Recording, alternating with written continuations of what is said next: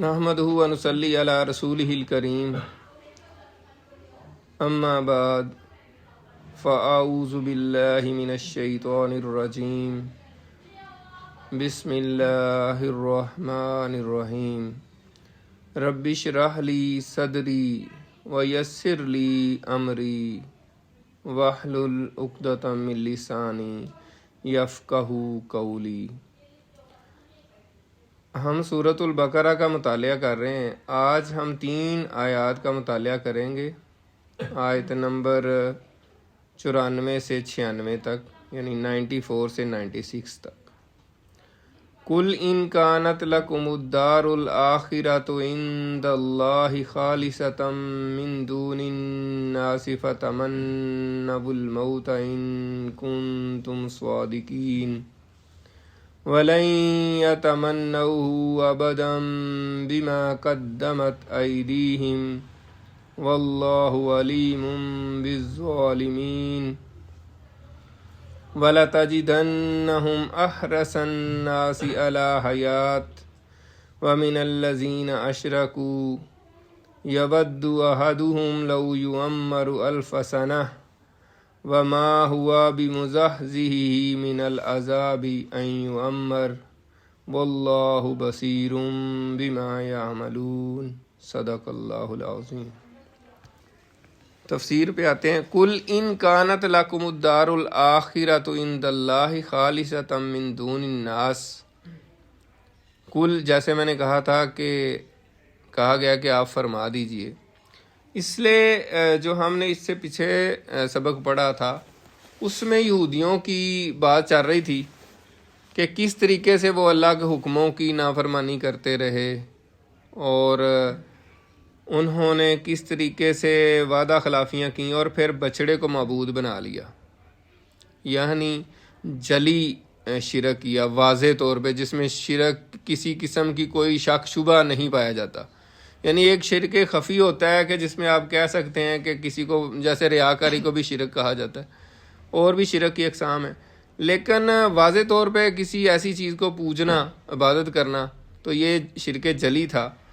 اس کے باوجود بھی حضور پاک صلی اللہ علیہ وسلم کے جو دور کے یہودی تھے وہ اپنے آپ کو کہتے تھے کہ ہمارا ایمان بڑا پکا ہے اور بڑا مضبوط ہے۔ تو پچھلے سبق میں ان سے کہا گیا تھا کہ پھر تمہارا کیسا ایمان ہے جو تم کو اس طرح کی چیزوں کا حکم دیتا ہے، ٹھیک ہے، کیونکہ وہ اپنے آباء و اجداد کی کسی بات کو نیگیٹ نہیں کرتے تھے، اس کا انکار نہیں کرتے تھے اور اس کو برا بلا نہیں سمجھتے تھے۔ تو اب یہاں پہ ان کی ایک خاص جو ہے نا بات کا ذکر آ رہا ہے، جو یہ سمجھتے تھے کہ ہم اللہ کے بڑے چہیتے ہیں، ہم اللہ کے بڑے محبوب ہیں، ہم اللہ کے بیٹے ہیں، تو جنت تو ہماری ہی ہے اور کسی کا جنت میں کوئی حصہ نہیں ہے، ہم جنت میں جائیں گے۔ اور کہتے تھے، یہودی کہتے تھے کہ جو یہودی ہوگا وہ جنت میں جائے گا، اور عیسائی کہتے تھے کہ جو عیسائی ہوگا وہی جنت میں جائے گا۔ تو اب ان سے جو ہے نا یہ بات چل رہی ہے۔ قُلْ إِنْ كَانَتْ لَكُمُ الدَّارُ الْآخِرَةُ، نبی اکرم صلی اللہ علیہ وسلم سے اللہ تعالیٰ فرما رہے ہیں کہ آپ ان سے کہیے۔ اب یہ کہنے سے کیا مراد ہے؟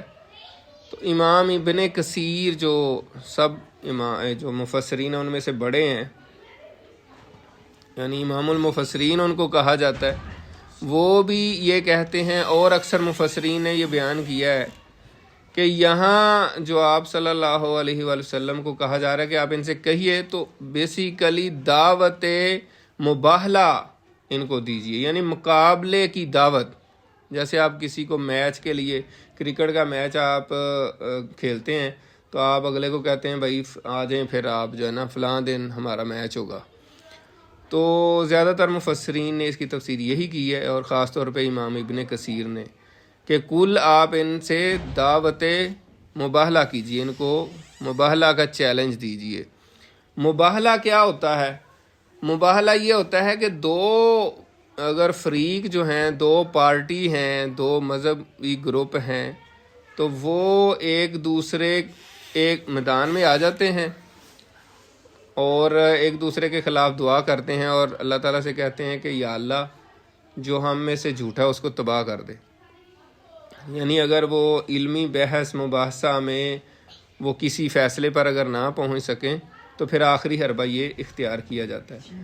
تو یہاں پہ یہودیوں کو دعوت مباہلہ دی گئی، اور ابن جریر طبری جو کہ تفسیر کے بہت بڑے امام ہیں، یعنی جو ریٹن تفسیر موجود ہے اس میں سب سے پہلی تفسیر انہی کی ہے، 30 جلدوں میں ہے، میں نے پہلے بھی ذکر کیا تھا۔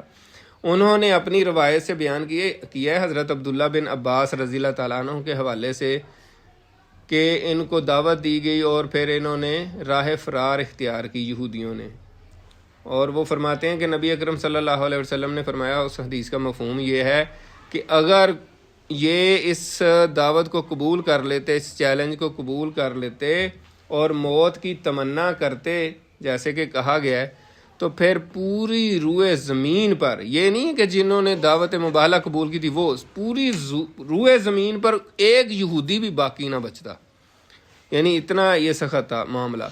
تو اس وجہ سے انہوں نے اس دعوت کو قبول نہیں کیا، اس چیلنج کو قبول نہیں کیا، اور اسی سے ہی بعض مفسرین نے یہ نقطہ بھی نکالا ہے کہ جب یہ کہا گیا، اللہ تعالیٰ فرما رہے ہیں قُلْ إِنْ كَانَتْ لَكُمُ الدَّارُ الْآخِرَةُ عِنْدَ اللَّهِ، آپ ان سے کہیے کہ اگر تمہارے ہی لیے ہے آخرت کا گھر، جنت تمہارے لیے ہے اللہ کے ہاں، خالصۃ من دون الناس، خالص تمہارے لیے لوگوں کو چھوڑ کر، فَتَمَنَّوُا الْمَوْتَ إِن كُنتُمْ صَادِقِينَ، تو پھر موت کی تمنا کرو اگر تم سچے ہو، یعنی پھر مباہلہ کر لو، پھر مقابلے میں آؤ، تو وہ نہیں آئے۔ دوسری جو میں بات کر رہا تھا مفسرین نے یہاں سے نقطہ نکالا، وہ یہ ہے کہ قرآن کی حقانیت اور نبی اکرم صلی اللہ علیہ وسلم کی حقانیت بھی اس سے ثابت ہوتی ہے کہ جب اس وقت کے حضور پاک کے دور کے یہودیوں کو یہ بات کہی گئی تو وہ آ کے کہہ دیتے ٹھیک ہے جی ہم موت کی تمنا کرتے ہیں، اور کہہ دیتے آپ کے قرآن میں تو لکھا ہے کہ ہم کبھی بھی تمنا نہیں کریں گے، اور ہم نے تو تمنا کر دی ہے، لہٰذا آپ کا قرآن تو درست نہیں ہے، یہ تو سچا نہیں ہے، لیکن انہوں نے نہیں کیا۔ تو ظاہر سی بات ہے اللہ تعالیٰ نے جو کچھ بھی یہاں لکھا ہے وہ حق ہے، برحق ہے، تو اسی وجہ سے وہی ہونا تھا۔ اور اسی طرح یعنی بعض مفسرین نے یہ بھی لکھا ہے کہ کوئی بھی نبوت کا جھوٹے دعوے دار اس طرح کر سکتا ہے اتنا بڑا چیلنج، اس کو تو پتہ ہوتا ہے کہ میں ایسے کروں گا تو وہ غلط ہو جائے گا، ابھی اس کا بھی ذکر آ رہا ہے آگے۔ بہرحال انہوں نے تمنا نہیں کی، اور اللہ تعالیٰ نے اگلی آیت میں بتا بھی دیا ہوا تھا وَلَن يَتَمَنَّوْهُ أَبَدًا بِمَا قَدَّمَتْ أَيْدِيهِمْ، اور وہ ہرگز کبھی بھی موت کی تمنا نہیں کریں گے، ابداً کبھی بھی، بما قدمت ایدیہم، بوجہ اس کے جو ان کے ہاتھوں نے آگے کرتوت بھیجے ہیں، جو انہوں نے اعمال کیے ہوئے ہیں، ان کو پتہ ہے کہ ہم نے کیا کیا کرتوتیں کی ہیں، ہمارے اعمال کس طرح کے ہیں، اللہ تعالیٰ کے ہم نے حکموں کی دھجیاں اڑائی ہیں، وعدہ خلافیاں کی ہیں، نبیوں کو قتل کیا ہے، کیا کیا بچڑے کو معبود بنا لیا، اس سے بڑی اور کیا بات تھی، تو اس وجہ سے وہ اس کی تمنا نہیں کریں گے۔ واللہ علیم بالظالمین، اور اللہ تعالیٰ خوب جاننے والا ہے ظالموں کو، یعنی اللہ تعالیٰ کو تو ان کی ہر چیز کا پتہ ہے۔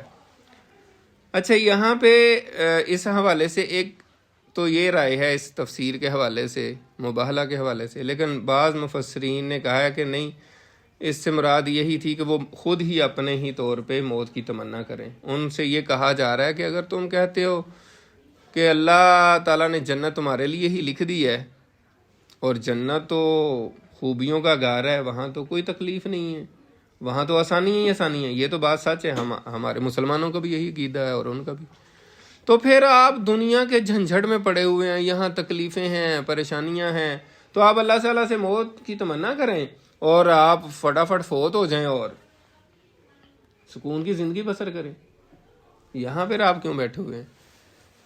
تو لیکن انہوں نے ایسا نہیں کیا۔ لیکن امام ابن کثیر کہتے ہیں کہ یہ رائے میرے خیال میں ٹھیک نہیں ہے، وہ پہلی والی صحیح ہے، مباہلہ والی، ورنہ وہ ہمیں الٹا ہمیں مسلمانوں کو کہیں گے کہ آپ پھر موت کی تمنا کریں۔ بہرحال ان باتوں کا بھی سب کا جواب دیا ہوا ہے مفسرین نے، ہم اس بحث میں اب نہیں پڑھ سکتے۔ اچھا اس کے علاوہ جو ہے ایک اور مباہلے کا واقعہ ہوا تھا، سورہ آل عمران میں آتا ہے، وہ تھا نجران کے عیسائیوں کا۔ وہ ان کا وفد آیا اور ان کو بھی بڑا زوم تھا کہ ہم بڑے حق پہ ہیں، سچے ہیں، تو نبی اکرم صلی اللہ علیہ وسلم کے ساتھ انہوں نے پہلے بحث مباحثہ کیا، مناظرہ کیا، علمی طور پہ جو بھی معاملات ہو سکتے تھے کیے، لیکن کسی بات کو انہوں نے مانا نہیں. پھر ان کو بھی دعوت مباہلہ دی گئی تھی، اور وہ آیت مباہلہ سورہ آل عمران میں ہے. تو یہ تقریباً 60 کے قریب ان کے لوگ تھے، علماء کرام تھے ان کے، اور بڑے درویش جو بھی تھے. تو نبی اکرم صلی اللہ علیہ وسلم کو جب اللہ تعالیٰ نے حکم دیا تو آپ صلی اللہ علیہ وسلم حضرت فاطمہ رضی اللہ تعالیٰ عنہ، حضرت علی رضی اللہ تعالیٰ عنہ، حضرت حسن اور حضرت حسین کو لے کر، اور خود جو ہے نا ایک چادر میں ان سب کو لے کر آئے، اور کہا کہ ہم بھی اپنی عورتوں اور بچوں کو لے آئے ہیں، تو ایسا کریں آپ بھی لے آئیں اور میدان میں آ جائیں. تو پھر اللہ تعالیٰ سے دعا کرتے ہیں کہ اللہ تعالیٰ سچے کو سچا ثابت کر دے اور جھوٹے کو تباہ کر دے. تو انہوں نے پھر آپس میں مشورہ کیا، اور انہوں نے کہا کہ یہ اللہ کے نبی ہیں، اگر تم نے یہ قبول کر لیا چیلنج تو دیکھنا تمہاری ہر چیز تباہ ہو جائے گی. یہ نہیں کہ ہم ہی مر جائیں گے، ہمارے پیچھے مال گھر بار سب کچھ تباہ ہو جائے گا. تو پھر وہ اس میں جو ہے نا وہ جھک گئے، اور انہوں نے پھر جزیہ دینا قبول کر لیا. پھر نجران واپس چلے گئے، اور حضور پاک صلی اللہ علیہ وسلم سے کہا کہ آپ اپنا کوئی امین بندہ جو ہے، امانت دار بندہ، کوئی اپنا ساتھی اپنے کسی صحابی کو بھیج دیں جو ہم سے جزیہ لے. تو آپ صلی اللہ علیہ وسلم نے کہا تھا کہ ہاں میں اپنا امین ہی بھیجوں گا، اپنی امت میں سے جو امین ہے. تو پھر حضرت ابو عبیدہ بن الجراح کو بھیجا، جن کو امین امت کا لقب پھر دیا گیا. پھر پوری امت نے ان کو امین کا لقب دیا، اور ویسا ہی تھا حقیقت میں. انہوں نے اپنی پوری زندگی میں پھر یہ ثابت کیا. تو ایک تو یہ اس حوالے سے جو مباہلہ کے حوالے سے ہے. اس سے آگے پھر جو ابھی میں بتا رہا تھا جھوٹے نبیوں کے حوالے سے، تو مفتی سعید صاحب کی تفسیر میں انہوں نے ذکر کیا مرزا غلام احمد قادیانی، جو کہ جھوٹوں میں سے بڑا جھوٹا تھا، اور اس نے جھوٹا نبوت کا دعویٰ کیا تھا، اور اس کا جھوٹ برصغیر میں کافی پھیلا، اور کہ ایسے عقل کے اندھے بھی لوگ ہیں جو اس کو مانتے ہیں. حالانکہ جھوٹ لوگوں کا واضح ہو جاتا ہے، پھر بھی جن کی عقلوں پہ پردے پڑے ہوتے ہیں وہ نہیں مانتے. تو اس کا انہوں نے ذکر کیا. اور اسی طرح تفسیر ہے تبیان القرآن، تبیان القرآن غلام رسول سعیدی صاحب کی تفسیر ہے، اس میں بھی انہوں نے اس کا ذکر کیا ہے. مرزا غلام احمد قادیانی کو بھی مباہلہ کرنے کا انہوں نے لکھا کہ بڑا شوق تھا، اور وہ ایسے ہی ہر روز لوگوں کو چیلنج کرتا تھا کہ آؤ میرے سے مباہلہ کر لو. تو لوگ ڈرتے تھے کہ پتہ نہیں کیا ہو گیا. جو بندہ ہوتا ہے نا 2 نمبر، اور اس کو تھوڑا سا کانفیڈنس ہوتا ہے، تو وہ لوگوں کو ویسے ہی چیلنج کرتا رہتا، تاکہ کوئی مقابلے میں آنا ہی نہیں ہے کسی نے تو میں چیلنج کر دیتا ہوں. اس نے کہا جی میرا کوئی خاتون تھی، اب اس کی میں زیادہ ریسرچ نہیں کر سکا، کوئی محمدی بیگم کوئی خاتون تھی. تو مرزا غلام احمد قادیانی نے کہا جی میرا اس سے نکاح ہو جائے گا. اور یہ اس کا مباہلہ جو ہے نا ایک بہت بڑے برصغیر کے عالم دین تھے، حضرت مولانا ثناء اللہ امرت سری. تو ان کے ساتھ ان کو اس نے کہا کہ میرا محمدی بیگم سے نکاح ہو جائے گا. تو انہوں نے کہا کہ نہیں ہوگا. اس نے کہا کہ نہیں، مجھے وحی ہوئی ہے، اور عرشوں پہ اس کا فیصلہ ہو گیا ہے، عرش پہ اس کا فیصلہ ہو گیا کہ میرا اس سے نکاح ہو جائے گا. تو انہوں نے کہا کہ اگر عرش پہ فیصلہ ہو گیا تو مولانا صاحب ثناء اللہ امرت سری نے کہا کہ پھر بھی فرش پہ نہیں ہوگا. انہوں نے کہا تو جو بات کرنی کر، نہیں ہوگا. تو اس نے کہا کہ پھر آپ میرے ساتھ مباہلہ کر لیں. اسی نے مرزا غلام احمد قادیانی نے. تو انہوں نے کہا ٹھیک ہے کر لے. اس نے کہا کہ ہم دعا کرتے ہیں کہ جو جھوٹا ہو وہ پہلے مر جائے. تو انہوں نے کہا ٹھیک ہے. اور پھر یہ مباہلہ ہوا، اور مرزا غلام احمد قادیانی جو ہے وہ 1908 میں مر گیا. ٹھیک ہے. اور حضرت جو ثناء اللہ امرت سری ہیں وہ بڑی مدت تک زندہ رہے، اور پھر 1948 میں ان کی وفات ہوئی. 40 سال بعد ان کی وفات ہوئی ہے. تو اس کا جھوٹ کتنا واضح طور پہ ثابت ہوا، اور سب نے دیکھا. اسی طرح کا ایک اور دلچسپ واقعہ انہوں نے بیان کیا ہے، وہ یہ ہے کہ ایک جعفر نام کا آدمی تھا، اس کی اخبار نکلتی تھی، اخبار کا وہ کوئی ایڈیٹر تھا، اخبار چھاپتا تھا. تو اس میں کوئی اس کے خلاف لکھتے ہیں ظاہر ہے کوئی بھی غیرت مند مسلمان جھوٹے نبیوں کو تو ظاہر ہے اس نے سخت ہی سرزنش کرنی ہوتی ہے، تو وہ لکھتے ہوں گے اس کے خلاف. تو اس نے مرزا غلام احمد قادیانی نے ان کو خط لکھا کہ آپ میرے خلاف لکھتے ہیں، آپ کی زبان کوئی شائستہ نہیں ہوتی، غیر شائستہ زبان استعمال کرتے ہیں، حالانکہ مجھے وہی ہوئی ہے، میرا غلام جو ہے نا محمدی بیگم سے نکاح ہو جائے گا. تو انہوں نے جواب میں لکھا کہ آپ کا کیسے اس سے نکاح ہو سکتا ہے، اس کی تو شادی ہوئی ہے. تو اس نے جواب میں لکھا کہ مجھے دوبارہ وہی ہوئی ہے کہ اس کا شوہر جو ہے نا کچھ دنوں میں فوت ہو جائے گا، 2-2.5 سال میں شاید. تو پھر مجھے وہی اللہ تعالیٰ نے کیا کہ پھر تمہارا نکاح اس سے کر دیا جائے گا. تو یہ جو جعفر صاحب تھے انہوں نے جوابی خط لکھا، انہوں نے کہا کہ مجھے بھی وہی ہوئی ہے، اور اللہ تعالیٰ نے مجھے کہا ہے کہ تھوڑے دنوں میں غلام احمد قادیانی مر جائے گا اور اس کی بیگم سے تیرا نکاح ہو جائے گا. تو اس طریقے سے اس نے نا اس جھوٹے کو اس کا منہ بند کیا. اور جو ہے نا جو تفسیر میں بتا رہا تھا، تفسیر تبیان القرآن میں غلام رسول سعیدی صاحب نے لکھا ہے کہ وہ شادی محمدی بیگم کی ہوئی تھی مرزا سلطان سے نا، تو اس کے بارے میں اس نے کہا تھا کہ یہ 2.5 سال میں فوت ہو جائے گا، لیکن مرزا غلام احمد قادیانی خود ہی مر گیا. تو ایسے جھوٹوں کے بارے میں نبی اکرم صلی اللہ علیہ وسلم نے 1400 سال پہلے ہی کہہ دیا تھا کہ 30 جھوٹے میری امت میں آئیں گے جو اس طرح کے دعوے کریں گے، حالانکہ میرے بعد کوئی نبی نہیں ہے. اور ایک اور حدیث ہے، جب یہ مسیلمہ کذاب اور اسود انسی 2 بڑے بڑے نامور قسم کے جو جھوٹے تھے اور نبوت کا دعویٰ کیا تھا، تو آپ نے دیکھا کہ میں نے خواب میں دیکھا کہ کنگن پہنے ہوئے ہیں. تو آپ نے فرمایا کہ میں نے پھونک ماری خواب میں ہی تو وہ کنگن اڑ گئے. تو پھر آپ نے جا کے بتایا کہ میں نے اس کی تعبیر یہ لی ہے کہ 2 جھوٹے ہوں گے اور وہ پھر اس طرح ختم ہو جائیں گے.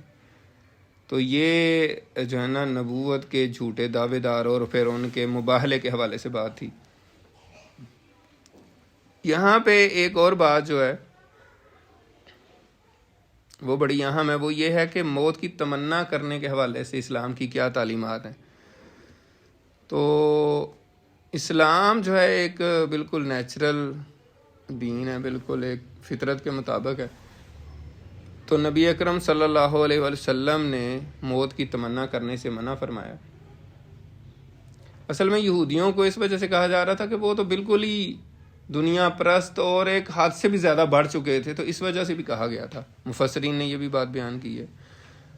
تو نبی اکرم صلی اللہ علیہ وسلم نے فرمایا ہے، اس کا مفہوم یہ ہے حدیث کا، مسلم شریف کی حدیث ہے کہ اگر کسی کو زیادہ تکالیف ہوں، پریشانیاں ہوں، پھر بھی وہ موت کی تمنا نہ کرے.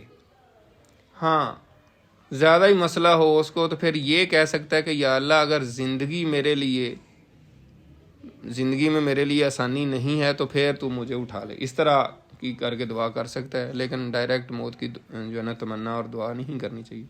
لیکن شہادت کی دعا کرنی اور شہادت کی تمنا کرنا یہ تو بہت زیادہ ضروری ہے. بلکہ بعض روایات ایسی ہیں جس کا مفہوم یہ ہے کہ جس نے زندگی میں ایک دفعہ بھی شہادت کی تمنا نہیں کی تو وہ ڈر ہے کہ کہیں منافقت میں نہ فوت ہو، جو مجھے اس کا مفہوم یاد ہے. تو اسی حوالے سے بخاری شریف کی حدیث ہے، نبی اکرم صلی اللہ علیہ وسلم نے خود شہادت کی تمنا کی. آپ نے فرمایا کہ میرا یہ دل چاہتا ہے کہ میں اللہ کے راستے میں جہاد کروں اور قتل کیا جاؤں، پھر جہاد کروں پھر قتل کیا جاؤں، پھر جہاد کروں پھر قتل کیا جاؤں، پھر جہاد کروں پھر قتل کیا جاؤں. یہ 4 دفعہ آپ نے یہ بات بیان فرمائی. تو شہادت کی تمنا جو ہے نا نبی اکرم صلی اللہ علیہ وسلم کی سنت ہے. اسی طرح حضرت عمر رضی اللہ تعالیٰ عنہ نے بھی تمنا کی تھی کہ یا اللہ مجھے اپنے محبوب کے شہر میں شہادت کی موت عطا فرما. اس کا مفہوم یہ ہے، اور اللہ تعالیٰ نے پھر ان کی دعا قبول فرما لی تھی، اور وہ ایک مجوسی نے ان کو حالت نماز میں شہید کر دیا تھا، وہ آپ سب کو معلوم ہے. اچھا، اس میں ایک بڑی پتے کی بات اور بڑی انٹرسٹنگ، ایک ہمارے بہت بڑے مفسر ہیں مولانا ماجد دریابادی، انہوں نے تفسیر لکھی ہے تفسیر ماجدی، اور انہوں نے انگلش میں بھی تفسیر لکھی ہے. خاص طور پہ یورپ اور امریکہ کے جو عیسائی ہیں اور پادری ہیں ان کے جوابات دینے کے حوالے سے، جو اسلام کے اوپر وہ اعتراضات اٹھاتے رہتے ہیں. لیکن اس میں اردو کی تفسیر کے حوالے سے ایک پوائنٹ صرف بتانے لگا ہوں. انہوں نے حضرت مولانا اشرف علی تھانوی صاحب کے حوالے سے بات بیان کی ہے کہ موت کو یاد رکھنا، یعنی احادیث میں بھی آتا ہے کہ موت کو یاد رکھنا چاہیے اور اس کی بڑی فضیلت ہے. تو انہوں نے حضرت مولانا اشرف علی تھانوی صاحب رحمۃ اللہ علیہ کے حوالے سے بیان کیا ہے کہ موت کو یاد رکھنا ولایت کی نشانی ہے، یعنی کسی بندے کے ولی اللہ ہونے کی یہ علامت ہے، نشانی ہے کہ وہ موت کو یاد رکھے. موت کو یاد رکھنا چاہیے کہ ہم نے مرنا ہے اور اللہ کے حضور پیش ہونا ہے اور اللہ سے ملاقات ہونی ہے. اللہ تعالیٰ نے پوچھنا ہے کہ زندگی میں کیا کر کے آئے ہو. تو ہمیں ان سوالوں کا جواب سوچنا چاہیے، اور کبھی کبھی آنکھیں بند کر کے سونے سے پہلے ہم یہ سوچیں کہ اگر میں ابھی فوت ہو جاؤں تو پھر اللہ تعالیٰ نے مجھ سے پوچھا کہ کیا کر کے میرے لیے کیا ہے، تو میں کیا جواب دوں گا. تو یہ علماء کرام اور بزرگان دین جو ہے اس طرح کی چیزیں بتاتے رہتے ہیں، مراقبہ بھی اس کو کہتے ہیں، اس طرح کی چیزیں. تو اسی طریقے سے جو ہے نا وہ لمبی امیدیں باندھنے سے بھی منع کیا گیا. جیسے اب اگلی آیت میں آتا ہے وَلَا تَجِدَنَّهُمْ أَحْرَصَ النَّاسِ عَلَىٰ حَيَاتٍ، اور آپ ضرور ان کو یعنی یہودیوں کو سب لوگوں سے زیادہ حریص پائیں گے زندگی کے بارے میں، یعنی کہ زندہ رہنا اور لمبی عمر کی جو ایک تمنا ہے ان میں بہت زیادہ ہے. وَمِنَ الَّذِينَ أَشْرَكُوا، یہاں تک کہ مشرکوں سے بھی زیادہ. یعنی ان کا تو آخرت پہ ایمان ہے یہودیوں کا کہ مرنے ہیں، اللہ کے حضور جانا ہے، جنت بھی ہے، اور یہ ان کا دعویٰ ہے کہ ہم جنت میں جائیں گے. تو ان کو تو اتنی لمبی عمریں مانگنے کی اور لمبی امیدیں نہیں باندھنی چاہیے. اور مشرک جو ہیں جن کا عقیدہ ہی نہیں ہے کہ آخرت ہے کہ نہیں، ان کا اگر زیادہ عمر کی تمنا کرتے تو پھر بھی بات سمجھ میں آتی تھی نا کہ یار ان کا تو عقیدہ ہی نہیں ہے. لیکن یہ مشرکین سے بھی زیادہ لمبی عمر چاہتے ہیں، اور اس کے واضح ثبوت بھی موجود ہیں. یہ نہیں ہے کہ صرف قرآن مجید نے یہ بات کی ہے، تو اس کے ثبوت بھی واضح طور پہ سامنے بھی آئے سب کے. اب دیکھیں بدر میں کیا ہوا، مشرکین مکہ لڑنے آئے ہیں، سامنے انہوں نے مقابلہ کیا اور قتل ہوئے. اسی طرح احد میں، اسی طرح باقی غزوے ہوئے. لیکن یہودیوں کی جب باری آئی تھی، جب انہوں نے غداریاں کیں اور مسلمانوں نے ان کا جا کے محاصرہ کر لیا، اور پہلے بڑی باتیں کرتے تھے کہ ہم تو ایسے ہیں ویسے ہیں. جب بدر میں مسلمانوں نے شکست دے دی تھی کافروں کو، مشرکین کو، تو یہ کہتے تھے کہ ان کا واسطہ ایسے ہی اناڑی لوگوں سے پڑا ہے، جب ہمارے مقابلے میں آئیں گے تو پھر دیکھیں گے. لیکن جب مسلمانوں نے ان کا گھراؤ کر لیا تو آرام سے ہی تھوڑی دیر بعد ہی جناب آ کے ہتھیار پھینک دیے. کیوں؟ وجہ یہ ہے کہ ان کی تعلیمات میں یہی ہے کہ زندگی بچاؤ، خواہ ذلت سے رہو خواہ جیسے بھی رہو، عزت سے ذلت سے اس کی پرواہ نہیں ہے، خواہ معصیت میں، لیکن جان کی جو ہے نا حفاظت کرو. بس آپ نے جان نہیں ضائع کرنی، ٹھیک ہے نا.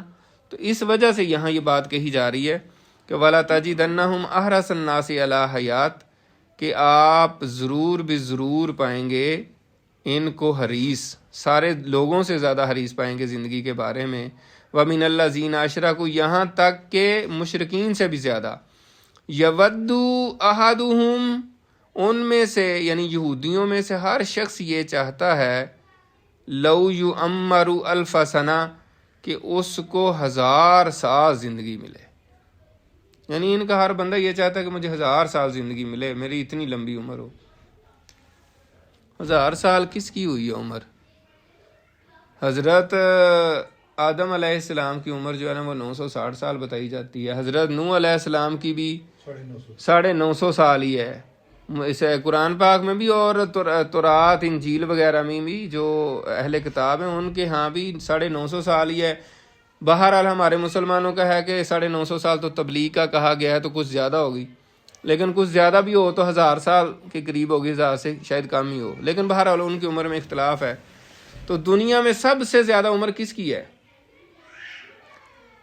دنیا میں سب سے زیادہ عمر شیطان کی ہے، ٹھیک ہے نا. اس نے اللہ تعالیٰ سے وعدہ لے لیا تھا کہ مجھے قیامت تک زندہ رکھ، تو اس کی عمر ہی سب سے زیادہ ہے. تو باقی حضرت خضر کا بھی کہا جاتا ہے، ان کے بارے میں اختلاف ہے. تو یہ ان میں سے ہر شخص یہی چاہتا ہے کہ میری عمر 1000 سال ہو.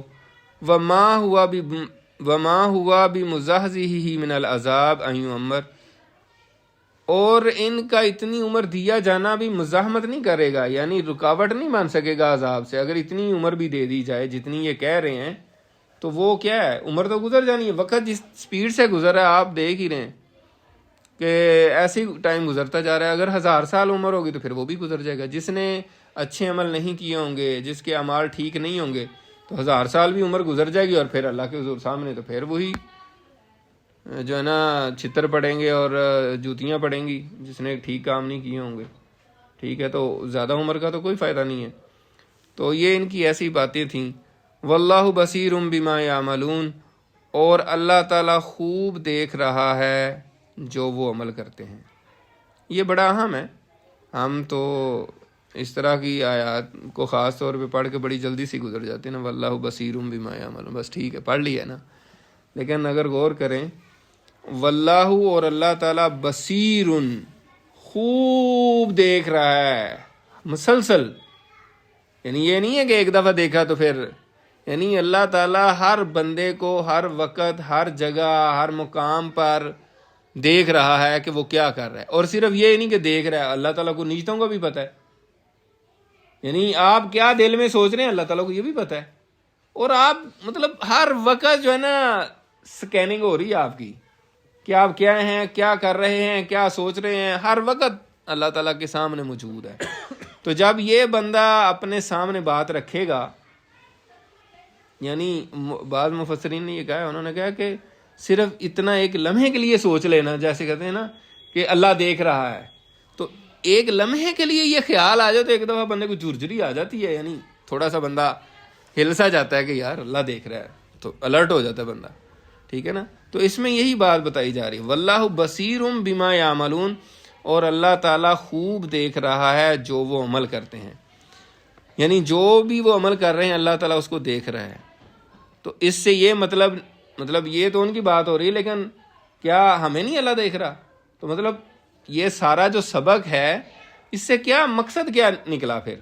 یعنی یہودیوں کی باتیں ہوئی ہیں اور بس ٹھیک ہے، قرآن میں یہودیوں کا ذکر تھا اور ہم اٹھ کے بس سن لیا سبق، واہ جی واہ بڑا مزہ آیا، بڑی اچھی سٹوری آپ نے سنائی ہے، چلو بھائی گھرو گھر.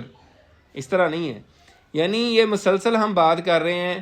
ہم سورہ فاتحہ پڑھتے ہیں نماز میں اور پڑھتے ہیں غیر المغضوب علیہم الضالین، یا اللہ ہمیں ان لوگوں کے راستے پہ نہ چلانا جن پر تیرا غضب ہوا. ٹھیک ہے.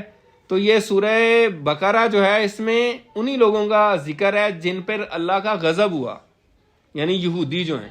ٹھیک ہے نا. اگلی صورت میں آئے گا جو بہک گئے تھے ولدوالین.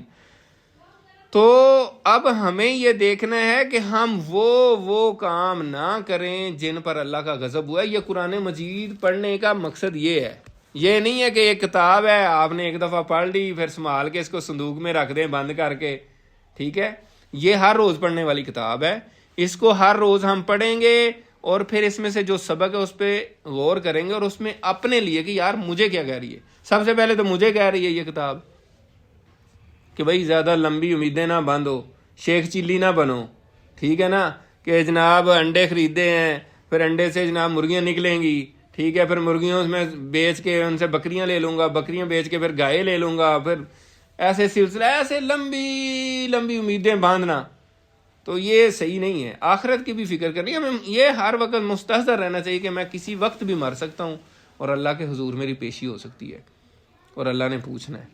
تو یہ سارا سبق جو ہے ہم جب بھی بنی اسرائیل کی بات پڑھتے ہیں، کیونکہ مسلسل انہی کا ذکر چل رہا ہے، یہودیوں کا ذکر چل رہا ہے، تو ہم قرآن پاک پڑھ رہے ہیں تو ہمارے لیے اس میں کیا ہے؟ تو جو انہوں نے غلط حرکتیں کی ہیں، غلط اعمال کیے ہیں، غلط معاملات کیے ہیں، ان سے ہم بچ کے رہیں. تو یہ مقصد ہے. تو اللہ تعالیٰ سے دعا ہے کہ اللہ تعالیٰ ہم سب کو عمل کی توفیق عطا فرمائے، سب سے پہلے مجھے اور پھر ہم سب کو، کیونکہ ہم سب انسان ہیں، ہمارے اندر خطائیں ہیں، کمیاں ہیں، بھول ہے اور کمزوریاں ہیں. تو یہ اللہ کی توفیق سے ہی ہوتا ہے. اللہ تعالیٰ سے ہم سب توفیق مانگتے ہیں اور اللہ تعالیٰ سے دعا کرتے ہیں کہ اللہ تعالیٰ ہمیں ٹھیک اعمال کرنے کی توفیق عطا فرمائے، اچھے اعمال کرنے کی توفیق عطا فرمائے. وآخر دعوانا ان الحمد للہ رب العالمین. سبحانک اللہم و بحمدک نشہد ان لا الہ الا انت نستغفرک و نتوب الیک.